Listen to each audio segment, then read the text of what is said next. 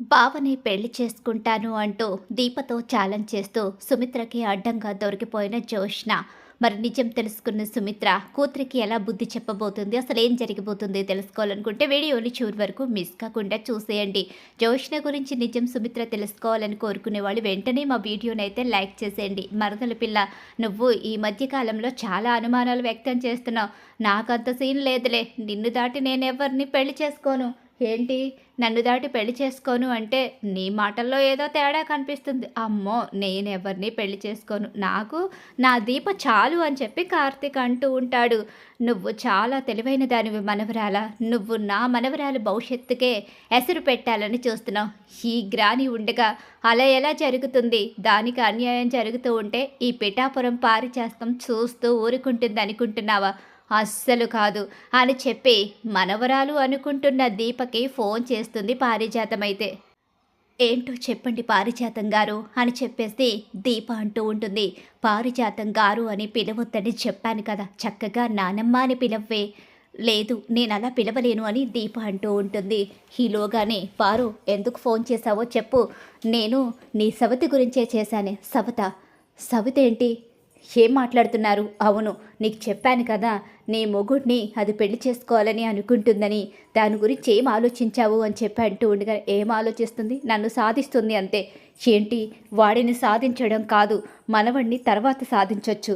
దాన్ని నీ జీవితంలోకి రాకుండా ఎలా చేసుకోవాలో, దానికి ఎలా బుద్ధి చెప్పాలో అది ఆలోచించు.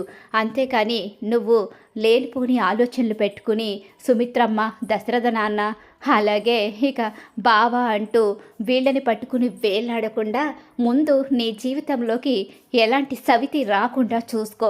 తెలివితేటలుగా నువ్వు దాన్ని నీ జీవితంలోకి రానివ్వకుండా నీ మొగుడిని కొంగుని కట్టేసుకోవే అని చెప్పేసి చెప్తూ ఉంటుంది. సరే సరే అండి అని చెప్పేసి, సరే పారు, బాగానే చెప్పావులే అని చెప్పేసి అంటూ ఉంటాడు. ఏంట్రా మనవడా, నా మనవరాలతో మాట్లాడుతున్న మాటలన్నీ బాగానే వింటున్నావు. చెప్పింది అర్థమైందిగా? అర్థమైంది. ఈ దీపను వదిలేసి ఆ జోష్నని ఎవరైనా పెళ్లి చేసుకుంటారా? అది జరగదులే అని చెప్పేసి అంటూ ఉంటాడు కార్తీక్ అయితే. ఇలా వీళ్ళు మాట్లాడుకుంటూనే ఉంటారు. ఇక తర్వాత ఫోన్ పెట్టేసిన తర్వాత, విన్నావుగా, మా పారు కూడా నీకు సపోర్ట్ చేస్తుంది. ఆవిడ నేను తన మనవరాలను అనుకుంటుంది కాబట్టి సపోర్ట్ చేస్తుంది. నేను తన మనవరాల్ని కాదు అని తెలిసిన మరుక్షణం మళ్ళీ జోష్న వైపు పార్టీ మార్చేస్తుంది. ఆ మార్చే లోపులోనే జోష్న పెళ్లి చేసేయాలి. అలా చేసి ఇక నా మీద తనకున్న అభిప్రాయాన్ని తొలగించాలి.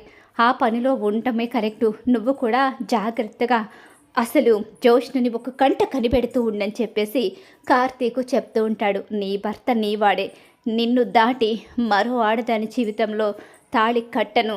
ఏ జన్మకి కూడా ఇంకొక ఆడదాన్ని కూడా తలుచుకోను. నువ్వే నా ప్రాణం మరుదలా అని చెప్పేసి దీపతో చెప్తూ ఉంటాడు కార్తీక్ అయితే. అలా వాళ్ళు మాట్లాడుకుంటూ ఉంటారు. కాంచన అనుమానాలు కాంచనకి ఉంటాయి. కాంచన మనసులో ఎన్నో అనుమానాలు, సందేహాలు. ఒక పక్క భర్త ఆరోగ్యం పట్ల కూడా కాంచనలో కాస్త బాధ అయితే మొదలవుతుంది. కానీ శ్రీధర్ తన ఆరోగ్యం గురించి పెద్దగా పట్టించుకోడు. ఎందుకంటే ఒక పక్క గొప్పగా బ్రతకాల్సిన తన కొడుకు ఆ ఇంట్లో డ్రైవర్గా బ్రతుకుతున్నాడనే బాధ, మరో పక్క కూతురు కాపురం పాడైపోతుందనే బాధ.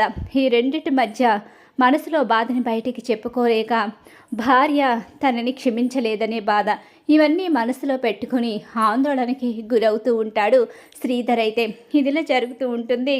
నెల రోజుల్లో ఎలాగైనా సరే పెళ్లి చేసి తీరాలి, లేకపోతే కన్యగానే మిగిలిపోతుంది, కుమారిగా ఎప్పటికీ పెళ్లి కాకుండానే ఉండిపోతుంది అని చెప్పేసి ఎప్పుడైతే పంతులు గారు చెప్తారో, నెల రోజుల్లో ఎలా కార్తీకు పెళ్లి చేయగలడు, ఎలా ఇదంతా జరుగుతుంది అని చెప్పేసి సుమిత్ర ఆలోచించుకుంటూ ఉండగానే, ఏంటి ఆలోచిస్తున్నావు?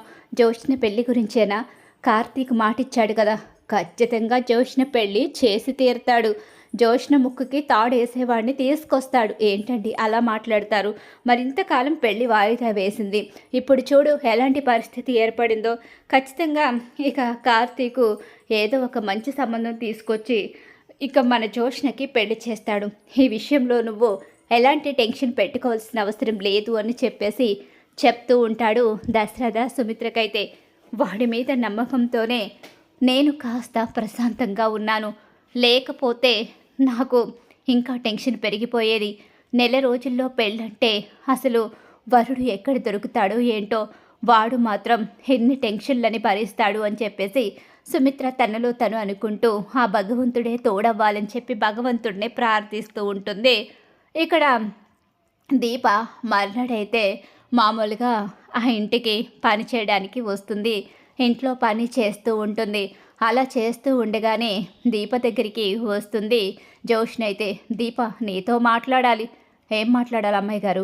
నాకు పనుంది, వంటగదిలో చాలా పనుంది, ఆ పనంతా తర్వాతైనా చూసుకోవచ్చు, ముందు నీతో మాట్లాడాలి రా అని చెప్పేసి పైకైతే తీసుకుని వెళుతుంది. ఏంటి జోష్న దీపం తీసుకుని వెళుతుంది ఏంటి? ఏం మాట్లాడాలి అని చెప్పేసి అనుకుంటూ సుమిత్ర వెనకాలే వెళుతుంది. అలా వెళ్ళేసరికి ఈలోగా జోష్న, ఏంటి ఎందుకు తీసుకొచ్చానా అని చెప్పి చూస్తున్నావా? అవునమ్మాయి గారు, ఎందుకు తీసుకొచ్చారు? అయినా నాతో మాట్లాడే పని ఏముంటుంది? నాతో మాట్లాడటమే ఇష్టం ఉండదు కదా, నేనంటేనే మీకు నచ్చదు కదా. దీపకు ఇంకా కూడా జోష్న మీద కోపం పోలేనట్టుంది, అందుకే దీప ఇలా మాట్లాడుతుంది అని చెప్పేసి సుమిత్ర దీపనే అపార్థం చేసుకుంటూ ఉంటుంది. ఈలోగానే, ఏంటి నా పెళ్ళి నెల రోజుల్లో చేస్తానని చెప్పి బావా నువ్వు నాకు ఛాలెంజ్ చేశారు. నెల రోజుల్లో వరుణ్ణి తీసుకొచ్చి ఖచ్చితంగా పెళ్లి చేస్తానని, నెల రోజుల్లో పెళ్లి కొడుకును వెతికేసి పెళ్లి చేసేస్తానని బావ ఛాలెంజ్ చేశాడు. నెల రోజుల్లో నా పెళ్లి ఎలా చేస్తారు? ఏ మీకు ఎలా చేస్తామో నమ్మకం లేదా? మీ పెళ్లి జరుగుతుందని అనిపించడం లేదా? అయ్యో, అలా ఎందుకు అనిపించడం లేదు? చాలా బాగా అనిపిస్తుంది. నెల రోజుల్లో పెళ్లి జరగకపోతే జీవితంలో పెళ్లి జరగకుండా కుమారిగా ఉండిపోతానని పంతులు గారు చెప్పారు. నెల రోజుల్లో ఎలాగైనా సరే పెళ్లి చేసి తీరతాను అని చెప్పి బావ చెప్పాడు. కానీ పాపం నీ మొహంలో ఎలాంటి సంతోషం కనిపించడం లేదు. నెల రోజుల్లో నీ జీవితమే నాశనమైపోతుందని నువ్వు భయపడుతున్నావు కదా. ఏం మాట్లాడుతున్నావు? నా జీవితం నాశనమైపోవడం ఏంటి? ఏ ఇంకా నేను అన్న మాటకి అర్థం తెలియలేదా? తెలియనట్టు నటిస్తున్నావా? నాకు తెలుసులే, నువ్వు బాగా నటిస్తావు కదా. మీకన్నా నటించడం, మీకన్నా మోసాలు చేయడం ఎవ్వరికీ తెలియదు కదా అమ్మాయి గారు. మోసాలు? అవును, నేను మా ఇంట్లో వాళ్ళని మోసం చేస్తాను. నువ్వు నన్నే మోసం చేశావు కదా. నేను మోసం చేయలేదు, నాది విధి రాత, నాది భగవంతుడు రాసిన రాత. కానీ మీరు మాత్రం కన్నవాళ్ళని మోసం చేస్తారు, మిమ్మల్ని ప్రాణంగా ప్రేమించే వాళ్ళను మోసం చేస్తారు. అందరినీ మోసం చేసి మీరు మాత్రం మీ స్వార్థంతో ఉండాలి అనుకుంటారు. అవును, నేను స్వార్థపర్రాల్ని. నేను నా సుఖం, నా సంతోషాన్ని మాత్రమే కోరుకుంటాను. ఆ విషయంలో ఎవరు నాకు అడ్డొచ్చినా, మా అమ్మ, నాన్న, తాత, ఇంకెవ్వరు నాకు అడ్డొచ్చినా నేను వాళ్ళ గురించి అస్సలు ఆలోచించే ప్రసక్తే లేదు. ఎట్టి పరిస్థితిలోని కూడా ఎవ్వరి గురించి ఆలోచించను. అందుకే చెప్తున్నాను విను. నెల రోజుల్లో నా పెళ్లి చేస్తానన్న బావ చేతే ఖచ్చితంగా అదే రోజు నేను తాళి కట్టించుకుంటాను. నీ మెడలో తాళి తీసి మరీ బావ నా మెడలో తాళి కడతాడు. ఛాలెంజ్ చేస్తున్నా. మీరు నాకు ఎలా అయితే మాటిచ్చారో నేను కూడా మీకు అలానే మాటిస్తున్నాను. నీ మెడలో తాళిబొట్టు నెల రోజుల్లో నా మెడలో పడుతుంది. బావ చచ్చినట్టు నన్నే పెళ్లి చేసుకునేలా నేను క్రియేట్ చేస్తాను అని చెప్పనేసరికి ఆ మాటలు విన్న సుమిత్ర షాక్ అయిపోతుంది. కూతురు మాటలకి ఆశ్చర్యపోతూ ఉండిపోతుంది. ఒక్కసారే జోష్న అంటూ గట్టిగా కేక వేసి అక్కడికి వచ్చి జోష్న చెంప పగలగొడుతుంది. చిచి, నువ్వు ఇలాంటి దానివా? నీ మనసులో ఇంకా ఇలాంటి దుర్బుద్ధి ఉందా? దీప నీ విషయంలో కోపంగా మాట్లాడితే దీప నిన్ను అపార్థం చేసుకుంది అనుకున్నాను. కానీ నీ మనసులో ఇంకా కూడా కార్తీకే ఉన్నాడని, దీప జీవితాన్ని నాశనం చేయడానికి నువ్వు ప్రయత్నిస్తున్నావని నేను తెలుసుకోలేకపోయాను.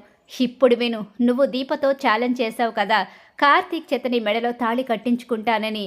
కార్తీకు నీ మెడలో ఎప్పటికీ తాళి కట్టడు. నువ్వు కుమారిగా ఉండిపోయినా కూడా నేను బాధపడను.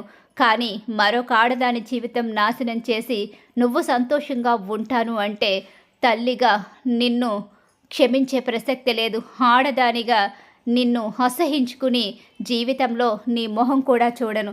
నీ స్వార్థం నీదే అని చెప్పావు కదా. నువ్వు స్వార్థపరురాలివి అయితే నీకన్నా స్వార్థాన్ని చూపించగలను. తల్లి ప్రేమను పక్కన పెడితే ఆడదానిగా నిన్ను చంపడానికి కూడా వెనకాడను.